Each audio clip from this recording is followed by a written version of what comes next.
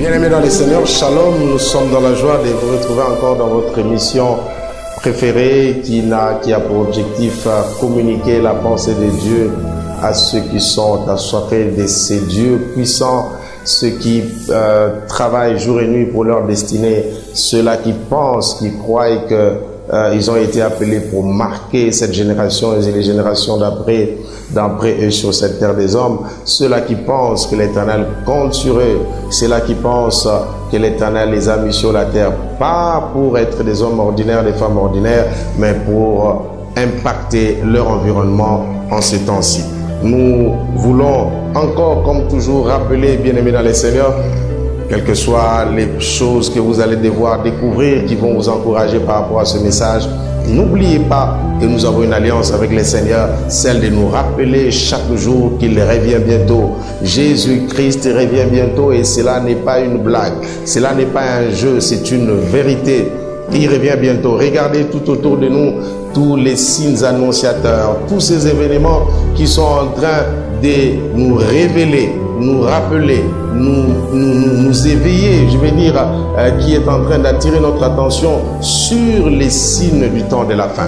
Préparons-nous à la rencontre du Seigneur, que chacun se répande, laissant le mal, suivant le Seigneur, laissant le péché, marchant dans la présence du Seigneur, préparant son cœur et son âme à une vie éternelle. Ne perdons pas le salut, ne perdons pas ce que Dieu nous a donné, car il revient bientôt. Nous devons nous préparer à l'embarquement, car la trompette est prête à sonner. Aujourd'hui, nous allons parler de la foi.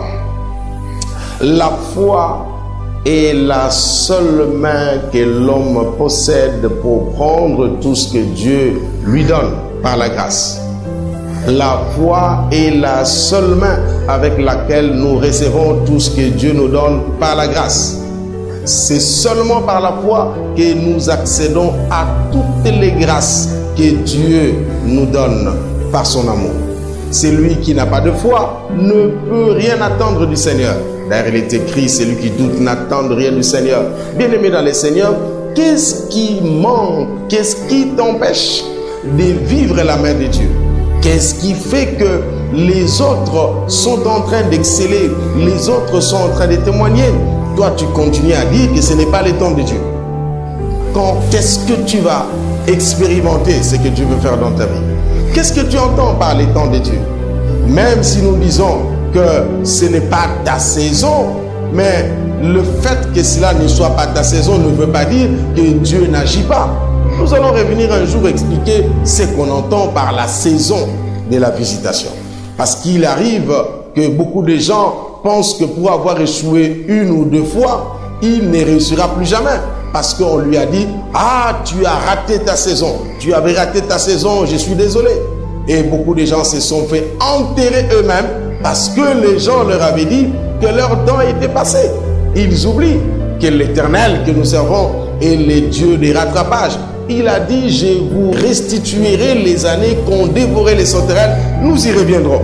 Laissez-moi parler de la foi avec vous, parce que, bien-aimés dans le Seigneur, dans tout ce que nous entendons, dans la présence de Dieu, en termes de messages prophétiques, lecture, études bibliques, quel que soit ce qu'il y a, si nous n'avons pas la foi, ça veut dire que nous manquons de main pour prendre les offres que Dieu nous fait par la grâce au travers de l'évangile et de notre vie.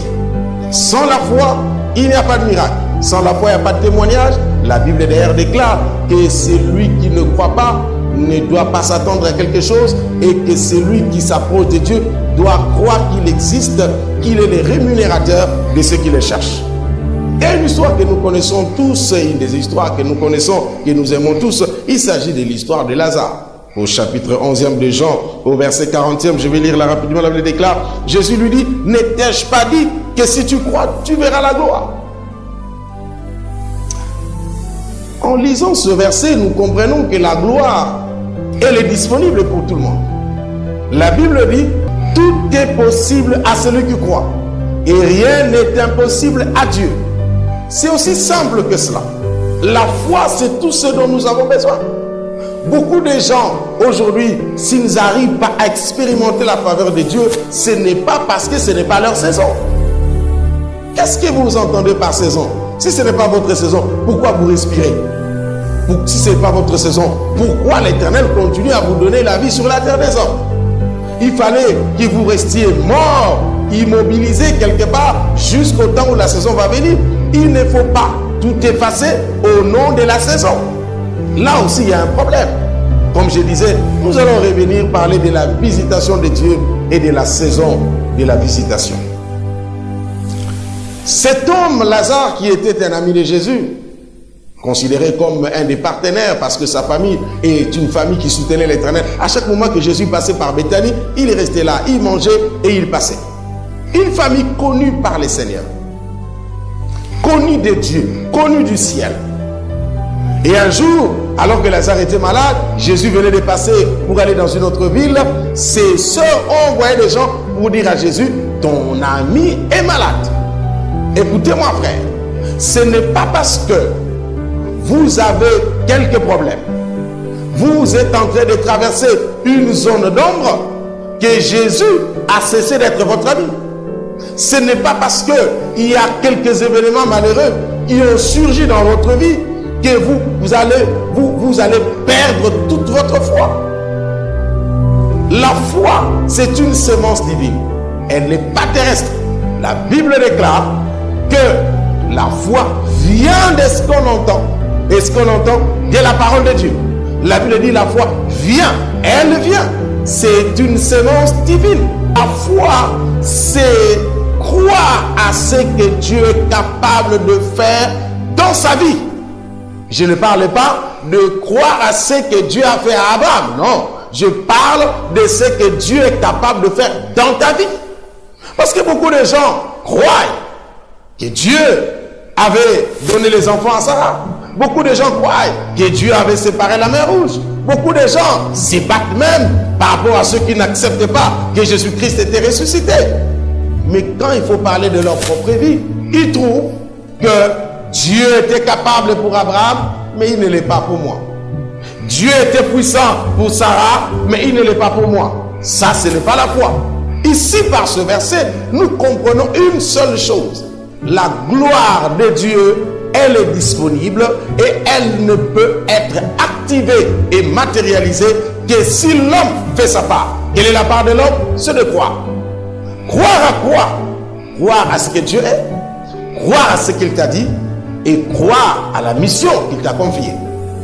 Celui qui croit en Dieu, celui qui croit en soi-même et croit à la mission que Dieu lui a confiée, cette personne est appelée à réussir, quel que soit le degré de l'opposition qu'il peut rencontrer sur le chemin. Il s'agit de croire. Frères et sœurs, laissez-moi vous donner un exemple de la foi. Un jour, bien-aimé, j'aime donner ce témoignage. Nous revenions de la retraite, on était encore très jeunes dans la foi, vers les années 89. Et donc, quand nous sommes arrivés à la maison, on s'est rendu compte qu'il n'y avait pas à manger. On ne nous avait pas laissé à manger parce que les parents, la famille ne savaient pas qu'on allait rentrer ce jour-là le matin. Je suis parti voir l'ami avec qui on était en retraite. Il m'a dit que chez lui, c'était la même chose. Et donc, j'ai demandé à ce frère que nous puissions mettre de l'eau au feu et partir chercher à manger alors que nous n'avions même pas un franc. La foi, c'est le domaine de la création. Celui qui a la foi, c'est quelqu'un qui est capable d'écrire une lettre sans stylo. C'est quelqu'un qui est capable de vivre dans un désert comme si c'était dans une ville. C'est une personne qui dépasse la dimension physique et loge dans l'omnipotence de Dieu. Si j'ai parlé de l'omniscience en termes de la gloire, de l'onction de Dieu, l'omnipotence, c'est par la foi. C'est pourquoi on appelle la foi les dons de la puissance. La foi, c'est la seule chose que le diable combat dans notre vie. Même lorsqu'il nous amène à pécher, lorsqu'il nous amène à voler, lorsqu'il nous amène à faire toute autre chose qui n'est pas conforme à la loi de Dieu, l'objectif, c'est de nous amener à quitter cette zone de protection qu'on appelle la foi. Laissez-moi vous dire que celui qui croit, c'est une personne qui est en train d'adorer Dieu sous une autre forme. Parce que le contraire de la foi, c'est ignorer la capacité de Dieu, c'est même insulter l'Éternel. Ne pas croire que Dieu est capable, c'est l'insulter. Ne pas croire à ce que tu es, c'est remettre en cause ce que Dieu a mis en toi comme étant investissement. Ne pas croire à la promesse de Dieu, c'est annuler sa puissance. C'est pourquoi le diable attaque la foi. Il met la peur. C'est pourquoi le monde présente les réalités au lieu de la vérité. Et Jésus-Christ était resté. Après un temps, il a décidé de rentrer. Arrivé à l'entrée de la ville, on a informé à Marthe et à Marie que Jésus était arrivé. L'une d'elles a couru vers là où Jésus était. Et voilà comment elle va formuler sa phrase. Si tu eusses été ici, notre frère ne serait pas mort. Un peu comme pour dire, c'est trop tard. Mais Jésus avait la foi. Il savait qu'avec son Dieu, rien ne peut être déclaré impossible. La foi a la capacité de faire un voyage dans ton passé et de régler des choses qui n'ont pas été bien faites et les ramener au présent d'une manière parfaite. La foi est capable de changer le diagnostic qui a été fait par le médecin. La foi est capable de changer l'identité d'une personne. Avoir la foi, c'est marcher comme Dieu. Avoir la foi, c'est réagir comme Dieu. Avoir la foi, c'est agir comme Dieu. Avoir la foi, c'est penser comme Dieu. Avoir la foi, c'est marcher comme le Seigneur. Ne pas avoir la foi, c'est renoncer à ta dimension divine. Parce que c'est Christ qui vit en nous. Et il a dit, si tu crois, tu verras ma gloire. Jésus a dit dans le livre de Jean, chapitre 14, verset 12 à 14, il a dit, si vous croyez en moi, vous ferez les œuvres que je fais et vous en ferez même de plus grandes parce que je m'en vais au Père. Donc la foi nous permet d'accéder dans des dimensions les plus élevées en termes de miracles. Sans la foi, tu n'auras pas ce que Dieu t'a promis. L'une des choses que tu dois combattre dans ta vie, c'est la peur d'échouer. C'est l'incrédulité. L'incrédulité est différente de l'athéisme. Un athée ne croit pas que Dieu existe. Mais un incrédule croit que Dieu peut guérir André, mais pas Marc. Dieu peut guérir Paul, pas Jean-Paul. Dieu peut guérir Fabrice, pas Albertine. Donc, vous croyez que Dieu peut faire tout chez les autres, pas chez toi. Je suis venu te dire que si tu crois, Dieu va accomplir des merveilles dans ta vie. Nous étions donc sortis avec mon frère. En allant, nous avions rencontré une maman de l'église à l'époque. Elle nous a posé la question, où allez-vous à cette heure? Il est 8 h du matin avec votre sachet. Nous avions un sachet sans argent. Nous n'avions pas de l'argent. On s'est dirigé vers le marché parce que la foi, c'est le domaine de la possibilité. La foi, c'est le domaine de la création. Celui qui n'a pas la foi ne peut pas plaire au Seigneur. En d'autres termes, si vous avez la foi, vous donnez de la valeur au Seigneur. Vous le poussez d'agir. Vous le poussez de réagir, d'intervenir dans ce que vous êtes en train de faire. Quand nous avions rencontré cette maman, elle nous a posé la question, où allez-vous? Vous savez, après avoir fait une prière de foi, vous devez savoir que toute prière de foi enfante les opportunités divines. Quand vous faites la prière, Dieu vous envoie des opportunités. Quand les opportunités arrivent, vous devez avoir le discernement pour savoir que cette opportunité est l'une des réponses à notre prière. Et donc, quand vous avez le discernement et que vous comprenez, c'est cette porte que Dieu ouvre, vous devez avoir la foi pour se saisir de cette opportunité. Et nous avons dit à cette femme, nous avons faim, nous venons de la retraite, il n'y a pas à manger à la maison. Et la dame a dit, qu'est-ce que je peux faire pour vous? On a besoin du pain. Elle nous a donné l'argent du pain. Quand on arrive là, il fallait acheter du sucre, du lait et le reste. Une maman qui nous a vus, elle a dit, mais pourquoi vous avez maigri? Nous lui avons dit que nous venions d'une retraite et qu'on n'avait pas mangé pendant beaucoup de temps, beaucoup de jours. Et maintenant, nous voulons manger. À la maison, il n'y avait pas à manger. Et voilà, nous n'avons que l'argent du pain. Celle qui vendait du pain nous a donné du pain. Celle qui était à côté a donné du sucre, ainsi de suite. Et nous sommes rentrés à la maison.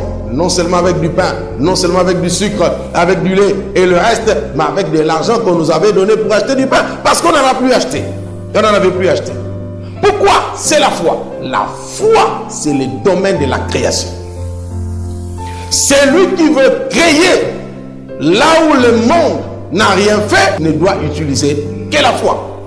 Et la Bible déclare en ce moment-là, il a dit, n'ai-je pas dit, si tu crois, c'est une condition simple. La gloire, tu veux la voir, il faut croire. Vous savez, la première fois que les hommes et les femmes que nous sommes en train d'acclamer, d'envier et qui sont en train d'opérer des miracles avec Jésus, est-ce que vous savez qu'il y a eu dans leur vie une première fois de voir le miracle? Cette première fois-là, ils avaient osé, ils avaient prié pour quelqu'un et c'était le miracle. De là, ils ont pris le chemin pour la gloire. S'ils n'avaient pas osé faire saisir la première opportunité, ils n'auraient plus continué le chemin. Je suis venu dire à quelqu'un que si tu crois aujourd'hui à la puissance de Dieu, quel que soit le problème que tu as, l'Éternel va accomplir un miracle particulier. Je suis en train de me rappeler d'une femme qui était stérile pendant plusieurs années et nous avions prié pour elle. Elle est rentrée à la maison, elle a pris, elle a changé son accoutrement, elle a commencé à jeter de la salive par-ci par-là, elle a commencé à manger des mangues vertes, des fruits comme des femmes enceintes ici en Afrique. C'est le cas, c'est la culture, c'est comme ça que ça se passe.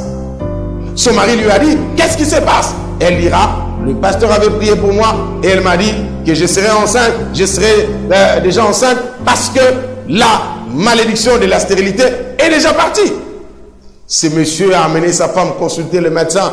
Au 3e mois, il n'y avait pas d'enfant. Au 6e mois, il n'y avait pas d'enfant. Une année après, il n'y avait pas d'enfant. Mais cette femme continuait à se comporter comme une femme qui avait la grossesse. Au bout d'une année, Dieu a opéré un miracle particulier. La femme était malade, elle s'est présentée à l'hôpital. Et le médecin lui dira, tu es enceinte. Elle dira au médecin, je ne conçois pas, tu as commis l'erreur. Elle appelle son mari dit, change d'hôpital. Parce que ce monsieur, il dit, est-ce que tu ne lui as pas dit que tu es stérile? Il dit, je lui ai dit. Elle m'a dit, il a insisté. La dame change le premier, deuxième, troisième hôpital, même réponse, même résultat. Finalement, c'était le miracle de Dieu. Bien-aimé, la foi te mettra sur le chemin de la folie selon les hommes, mais ça sera pour Dieu le chemin de la puissance et de la sagesse. Jusqu'à ce que tu vas commencer à croire, jusqu'à ce que tu croiras, alors tu verras la gloire de Dieu s'éclater dans ta vie. Laisse les démons, laisse les liens, bien-aimé, n'accuse pas le diable parce que tu n'as pas la foi. Non! Même ceux qui réussissent ont des combats. Même ceux qui excellent ont des réalités autour d'eux. Mais comment ils excellent? Parce qu'il y a une loi aussi simple que Dieu nous a donnée, c'est la foi. Si vous croyez que vous êtes guéri, vous vivrez le miracle de la guérison. Si vous croyez que le chômage est fini, vous allez expérimenter le miracle du chômage et du travail. Vous allez expérimenter cela. Je suis en train de me rappeler d'un homme qui était mort. Nous sommes à Brazzaville. Après le culte, il est mort. On nous l'a amené. On a dit, ce monsieur est mort. J'ai dit, non, c'est pas possible. Les hommes de Dieu qui étaient avec nous disent, nous allons prier. Bien-aimés, nous avions prié ce jour-là et Dieu a ramené cet homme à la vie. Quel miracle! Qu'est-ce que nous étions? Ce n'est pas un problème de pasteur. On n'a pas dit, si tu es bishop. On n'a pas dit, si tu reviens de la montagne. On n'a pas dit, si tu reviens du jeûne. On a dit, n'ai-je pas dit que si tu crois, tu verras ma gloire. Croire, c'est donner la permission à Dieu de faire ce que l'homme ne peut faire dans ta vie. Croire, c'est de permettre à la puissance de Dieu de se déployer dans ta vie et de t'accorder le miracle. Croire, c'est permettre à Dieu de faire l'impossible dans ta vie. Je suis venu dire à quelqu'un, avec la foi, rien n'est trop tard. Avec la foi, on ne peut pas dire des choses du genre, vous êtes venus en retard. C'est fini. On a déjà clôturé. Oh, nous sommes désolés. Non, la foi ne peut pas enfanter des réflexions ou des réponses telles. La foi amène toujours un miracle. La foi amène toujours la gloire. C'est cela le problème de la foi. Je me souviens une fois, j'étais au Brésil. Pendant que je prêchais, une dame est entrée. On m'a invité dans une église et le pasteur avait utilisé une maman. Et cette maman brésilienne est venue me dire, pasteur, il y a un pasteur qui veut que tu prêches dans leur église. Mais il m'a dit, est-ce que le pasteur va accepter? Parce que dans notre église, nous ne sommes qu'à 15 personnes. Pendant que j'étais en train de prêcher dans les églises de 3, 4, 5, 6 000 personnes. Eh bien, qu'est-ce qui s'est passé? J'ai dit, la Bible dit, là où 2 ou 3 personnes sont présentes, Jésus est présent. Vous êtes 15, vous êtes plus que 2. Je veux venir. Moi, je ne viens pas prêcher les hommes. Je viens prêcher parce que d'abord, c'est la mission que Dieu m'a donnée. Que vous soyez 2, vous soyez 3, vous soyez 4 000 personnes, ça ne me regarde pas. Moi, mon problème, c'est de faire la volonté du Seigneur. Je suis arrivé, j'ai prêché sur la foi. Ce jour-là, il n'y avait même pas 15 personnes. Il y avait, je crois, environ 10 personnes. Et l'église était là. À la fin du culte, juste quand on voulait terminer, une dame avec un monsieur sont entrés. Ils se sont assis là et j'ai fait la prière de clôture. C'était la fin. Ils étaient même déçus de voir qu'ils étaient venus à la fin. Quand le culte s'est terminé, cette dame-là, je ne savais pas qu'elle venait de totaliser 4 ans. Elle ne parlait plus. Et le médecin avait déclaré qu'elle ne peut plus parler.